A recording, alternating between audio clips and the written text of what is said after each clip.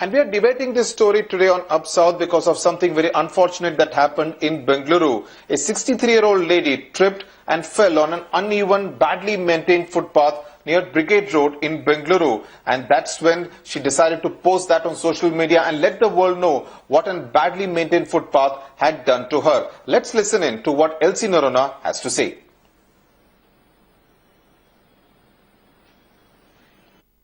I'd like to ask you first, how exactly did this incident happen? Because the roads and the footpath, especially in Bangalore, though they're going through a revamp at this point of time, pretty pathetic state they are in. Yes. I was coming out of the church after Sunday evening mass, and then I needed to cross the road, so I just took my eyes off the pavement, and in a matter of seconds I was on the floor because there was a stone jutting out. Obviously, there must have been a tree planted there, and they left the granite slabs, sticking out there on the pavement, which I didn't notice. And so I had to experience all this trauma, suffering. But you do frequent that area, going from church, coming home. And how has the state been of the footpath ever since you've been frequenting the place? It gets worse by the day, but we take it for granted that nothing's going to be done. Over the years, they keep repairing the pavements, and then again they repair it, and then again they undo what they have done. So we've gone used to this way of living.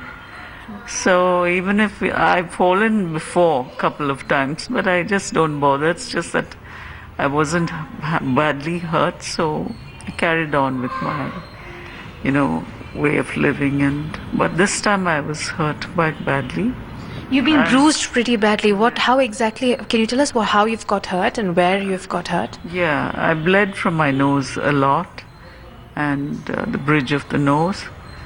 And my upper arms are very painful, fortunately not fractured.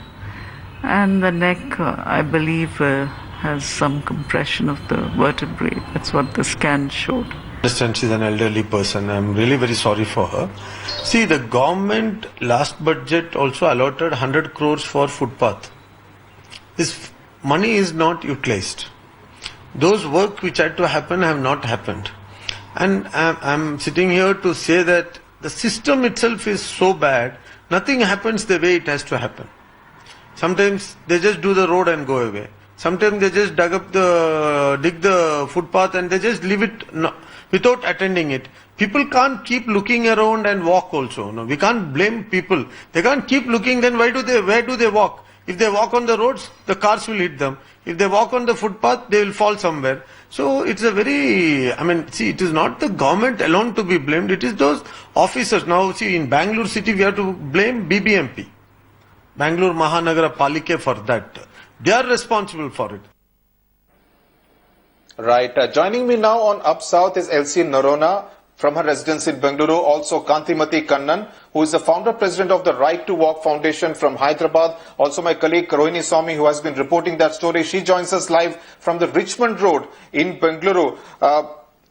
Ms. Norona, thanks a lot for joining us. You're a brave lady, I must say, and I must thank you on behalf of our entire team and all our viewers here on Headlines today for joining us today from Bengaluru. Now, what would you like to tell the Chief Minister of Karnataka, a man who keeps talking about putting Bengaluru on the world map? I would like to tell the Chief Minister to pay more attention to the sidewalks, because there are so many people who love to walk around Bangalore, not just drive cars. There are too many cars around. So to pay more attention to keeping the sidewalks, comfortable and safe for people like us to walk on without any danger of falling. So that's what I would like him to do. Pay attention to repairing the pavements of Bangalore. Right. Ms. Kannan, you have been working with the Right to Walk Foundation for quite some time. Why are pedestrians so low on priority that really no care is taken to ensure that there are quality footpaths in many of India's urban spaces today? Yeah, actually, fundamentally, people in cars, all the elite people, we feel, even today morning when we interviewed a lot of people, we feel that pedestrians don't walk on the footpaths. Okay, footpaths seem to be there. Okay, I say seem because they're actually not there. As you can see, some of the photographs which we have from Hyderabad, they seem to be there, but they're not walkable. So this thing is, our whole right to walk endeavor is that please start walking on them and then comment whether they are walkable, not walkable. Don't go off in your cars or motorbike and then give your opinion about it. That is why pedestrians find it so difficult to walk actually. Right. So has the situation got worse than what it was, say, 10 years ago, say in 2005?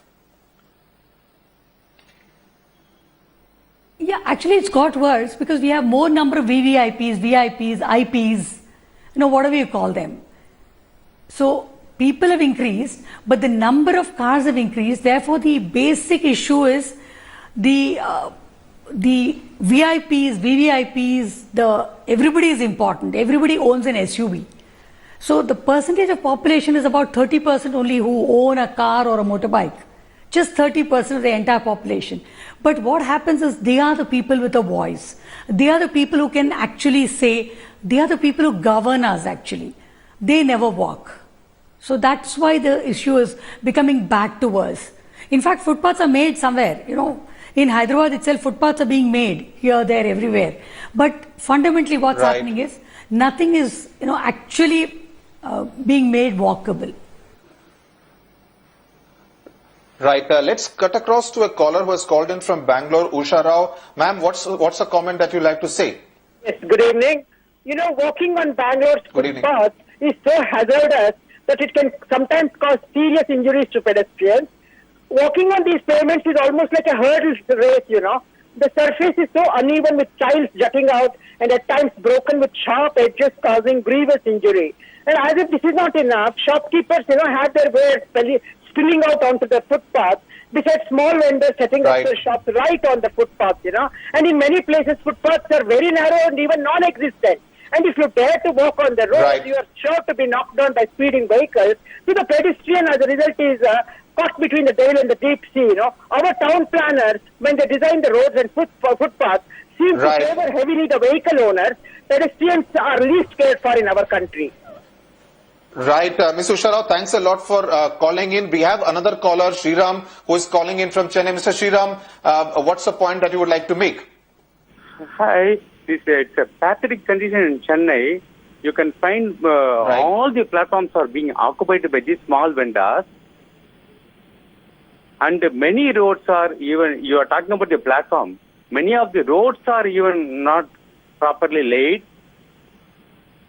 Hello? Yes. Yes, please go on. Really pathetic in Chennai. For the past about 4 or 5 years, roads are not being maintained at all. Really pathetic. Absolutely. Mr. Sriram. Yeah.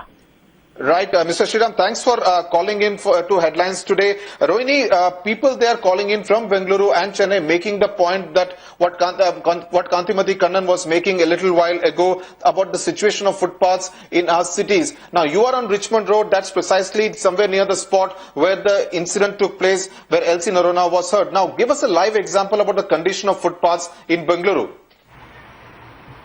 Well, let me start by saying that I'm fortunate enough to find myself in a very safe spot on this footpath because there's hardly any where I stand right now. This is the kind of state of the footpath around this area, and this is not very far from where LC Narona actually fell. Now, when she's talking about stones standing up and then she tripped and fell, well, this is a classic example of how it happens. I'm here also joined by Mavis. If I can manage to tread very closely and come close to you, save myself. Mavis, I can ask you, you have also gone through a problem, hardly any footpaths, and then a biker has come to hit you. Yes, I was walking outside Lifestyle some weeks ago, and the pavement is really bad, so you have to struggle to walk on the pavement. And at peak hours, the motorcyclists come on the footpath. So he did that, and he came and honked behind me. And when I turned on and said, this is the footpath, I'm walking on the footpath, he started yelling at me. So I went to the traffic cop and told him this. And in typical Bangalore fashion, he said, Swalpa adjust Mari, and didn't bother to help.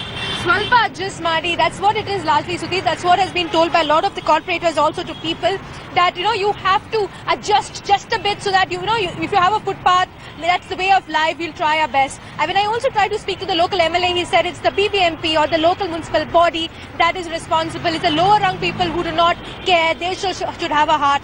Have a heart, that's the point, because end of the day when people are walking, they're going home after work, children are going back from school.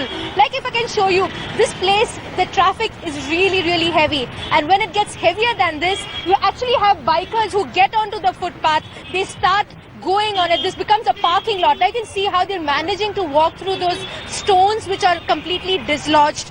People have to be very careful when they walk, and if they don't be careful, if you're youngsters, well, you will skip and jump over it. But if you're elderly people, then you'll end up possibly getting hurt like Elsie was. But not everybody will be possibly able to get that kind of medical assistance. So here it is, classic example. Right, Rohini, I'll have to cut you there. There is a caller, Sunita, who is also calling in from Bengaluru. Sunita, we are seeing live images from Bengaluru about the condition of footpaths. Pretty dangerous, as Rohini Swami was explaining there. What's the kind of comment that you would like to make now?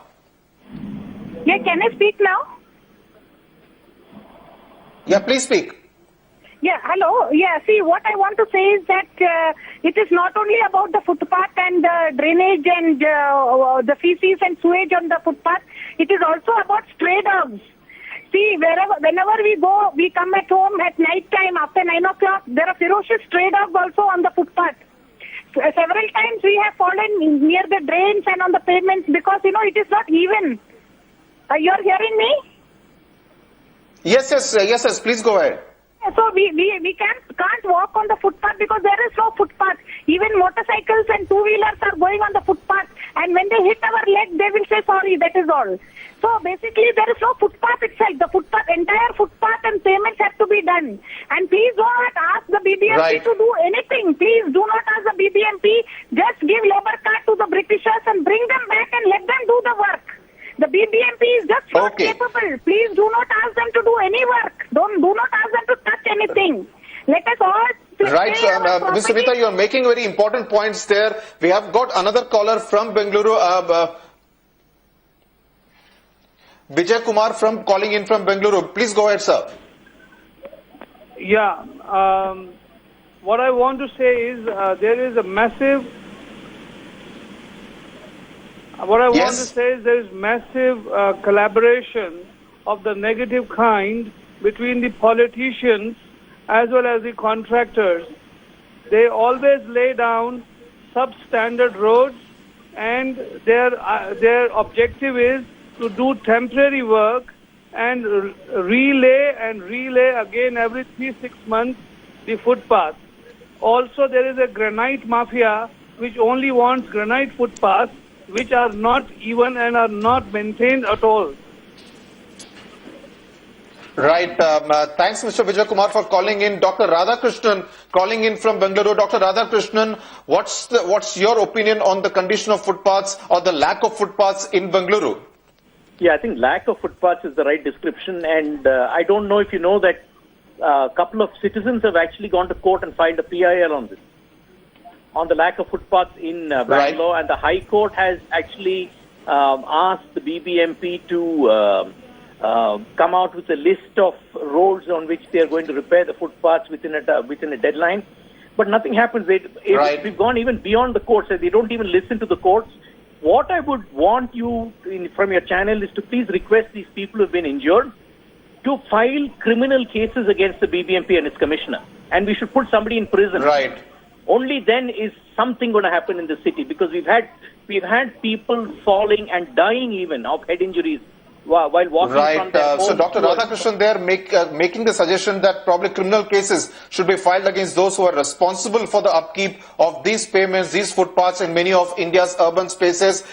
We have been getting a lot of feedback from a lot of our callers who want to call in and share their opinion about the condition of the footpaths in India's cities. We will continue to focus on this very important subject that concerns all of us as viewers and as citizens of this country. Thanks a lot to everyone for joining us. Thanks to Rohini, also Kantimati Kannan, also Elsie Narona, who we wish her a speedy recovery, and we do wish that she happens to go to the US to Welcome back. Staying with news from Bengaluru, 6 Africans were beaten up by a group of locals in the Hennur area of the city because they thought they were creating a nuisance. In fact, this is the area in Bengaluru where Africans stay. The police have ruled out a racial angle to the attack.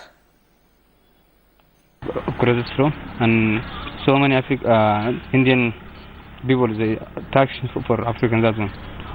And till in the mid of night, they didn't went, just staying there and talking to about African people who they come in here to drink, and I don't know exactly what happened for that guys.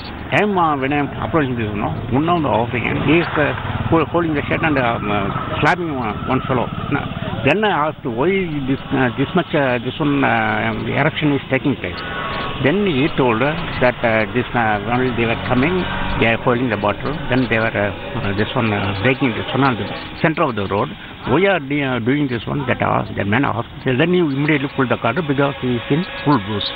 Okay, that made everything. The Pakka problem started at the time only. We have directly spoken. Our additional commissioner was here for 3 to 4 hours yesterday. He has spoken to the victim himself.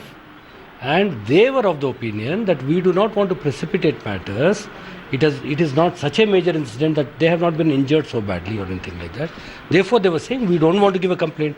So, in spite of that, we have decided to go ahead and take a suo motu case, and we will take action against the perpetrators.